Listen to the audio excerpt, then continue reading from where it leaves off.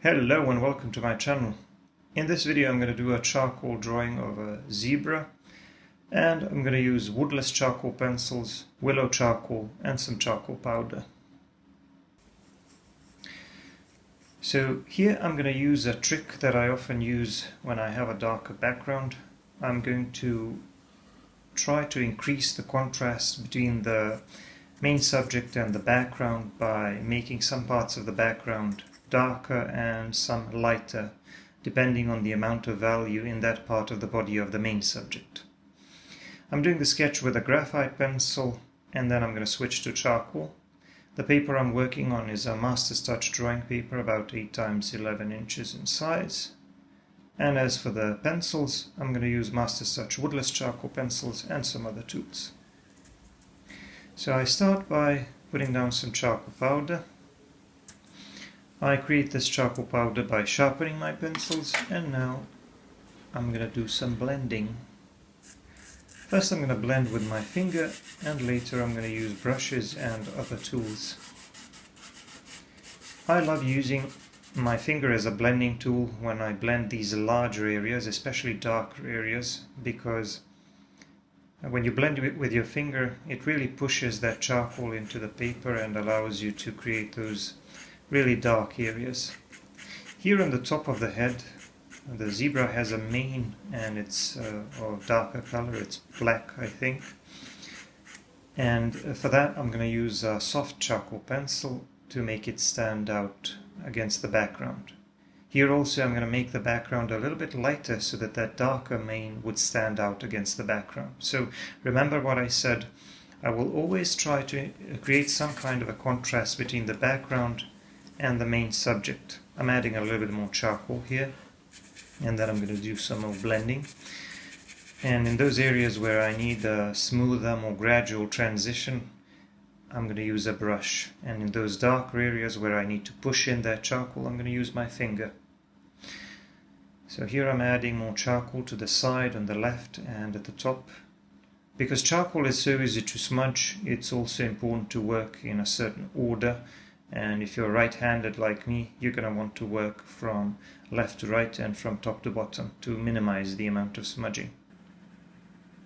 So I'm working around the ears now, and the edge of those ears is going to be a little bit lighter, both because it's exposed to the light source, but also because it's covered with a lighter fur. And that's another opportunity to create contrast between the background and the main subject.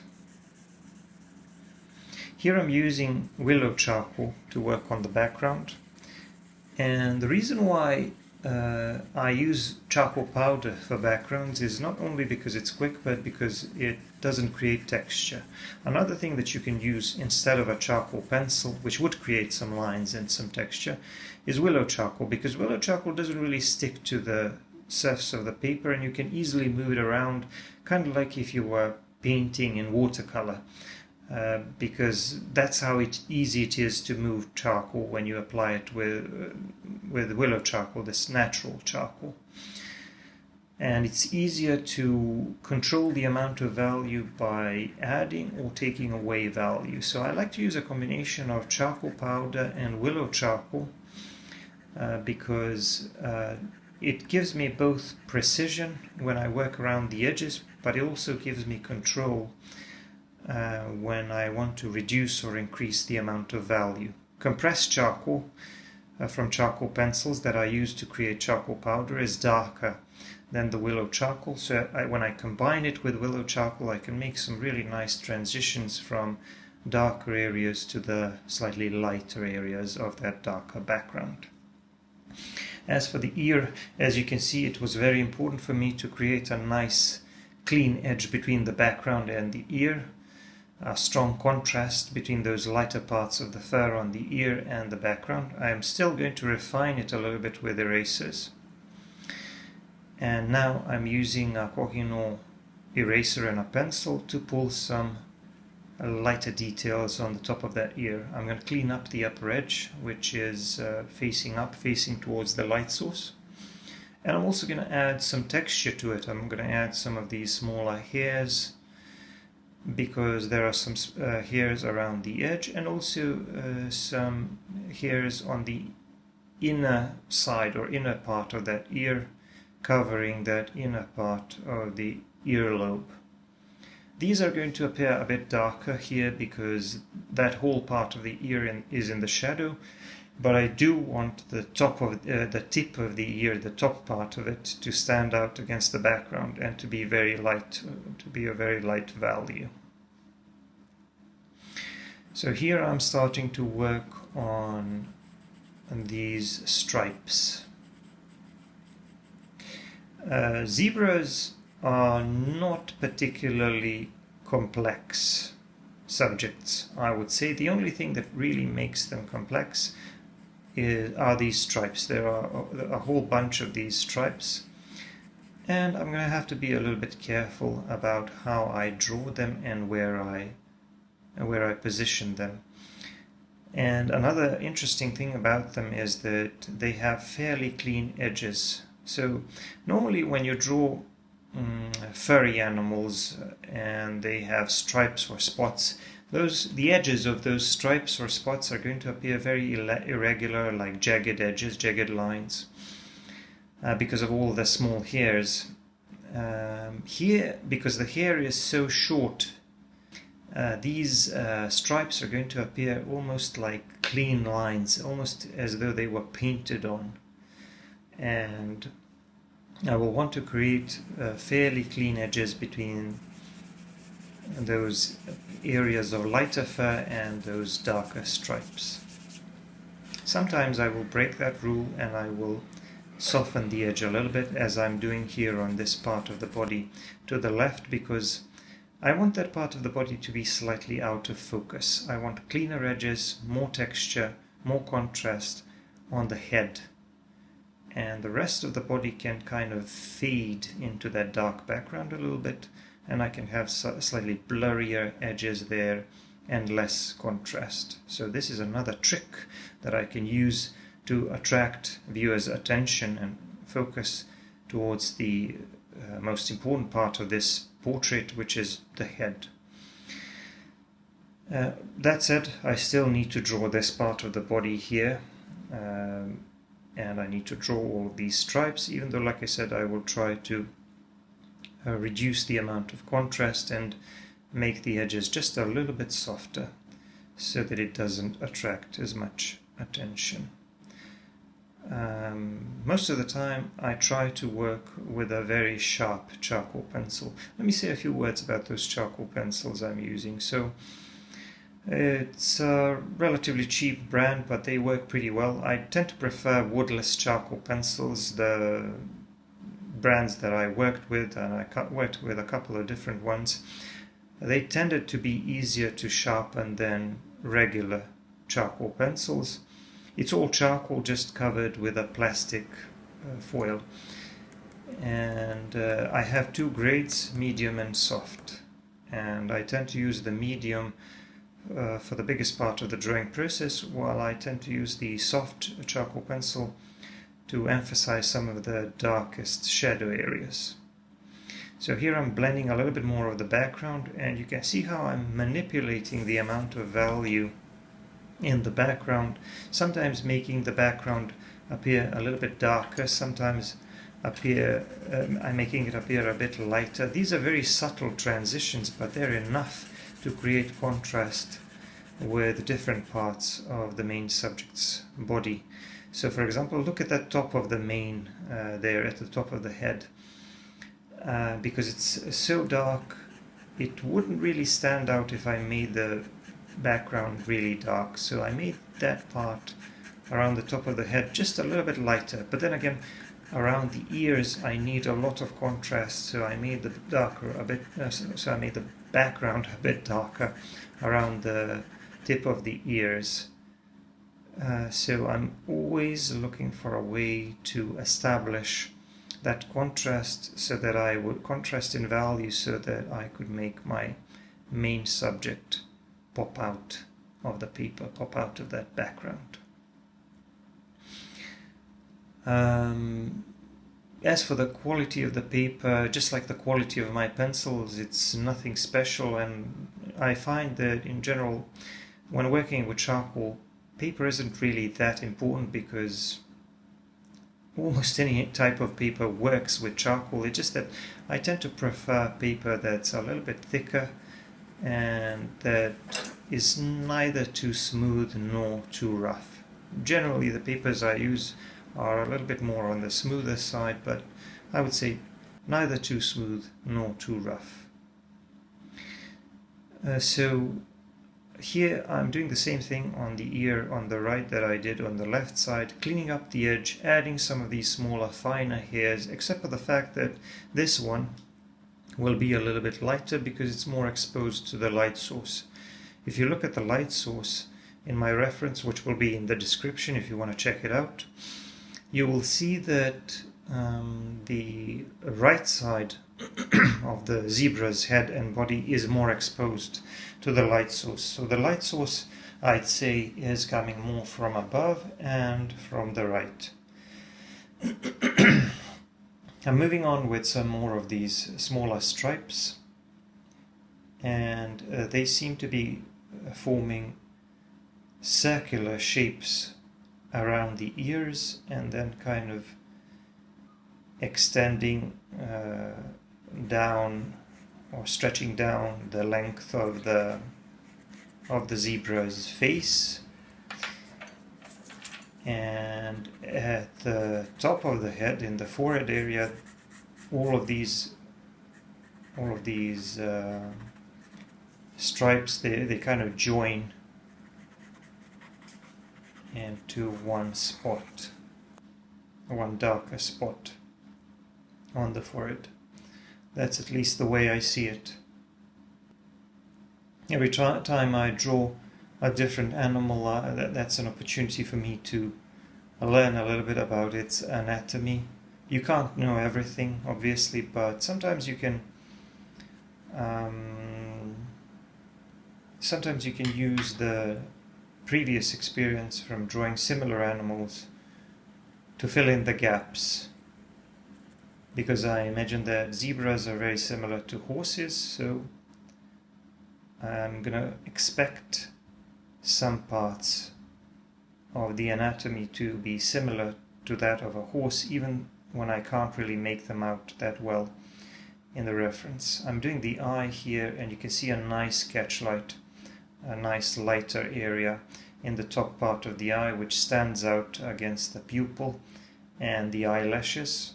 The top edge of that catchlight is a little bit irregular because of the eyelashes, which are breaking up that clean line. But I've established a nice contrast there, and also lots of clean edges and textures. So the eye will no doubt attract a lot of attention because it's more detailed than some other parts of the head, I think. I will try to find a way not to make these stripes too distracting, so that the viewer can focus on details like the eyes and the snout and the ears and stuff like that. So moving on to the nose area here. At first I had trouble understanding the shape of the nostrils here, so I kind of misinterpreted some of the darker areas I saw in my reference, but as you will see, I will fix it a bit later. So this part of the head was pretty dark. It was a little bit difficult for me to make out specific details, so I just decided to apply a little bit more of the darker charcoal pencil on top of that, blend it for now, and I decided to flesh out or refine those lighter details a bit later. And then I started working around it, adding some more stripes in this shoulder and chest area, and then I proceeded to define the rest of the head, add a few more of these stripes. So whenever you're shading a larger, more complex subject, you have two choices. You can establish the contrast between the lighter and darker areas first and then work on the details, or you can do some of the details and then work on the larger areas. Usually the first approach, or the former approach, is better, but here I decided to use a slightly different approach where I drew some of these stripes first and then I shaded the lighter areas in between by simply pulling my brush and distributing that charcoal residue in between those stripes, making some of those lighter areas darker as necessary. And the good thing about brushes is that they don't ruin your edges. Here you can see I fixed the shape of that nose and the nostrils so that the whole head looks a bit more natural and more anatomically correct. So the good thing about brushes is that they don't ruin edges, so I can blend on top of these darker stripes and push some charcoal into those lighter areas without actually ruining the edges of those stripes. All I'm doing is making some of these lighter areas a bit darker, and I can actually control the amount of charcoal dust I push into those lighter areas. And it was a little bit difficult for me to make out from my reference which part of the face should be a bit darker. So that's where my experience with drawing horses came in handy. I sort of tried to think which part of this head would be bulging out, which part of it would be protruding on a horse, which part would be a little bit darker in relation to the light source. So I had to be clever here. I had to do a little bit of thinking and a little bit of improvising so that I would make the head a bit more three-dimensional, because if I just left those stripes here and made it black and white, it would still look flat.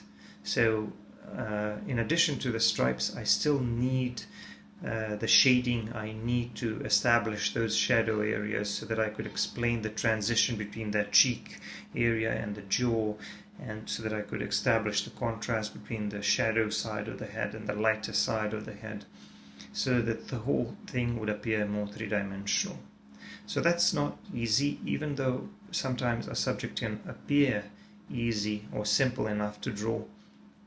But there are always these little details that you have to pay attention to if you want to make a realistic drawing of an animal that appears to look three-dimensional. I'm doing the rest of the background here, pushing in the charcoal with my finger. I added some more charcoal powder, and now I'm going to do a bit more blending with a brush.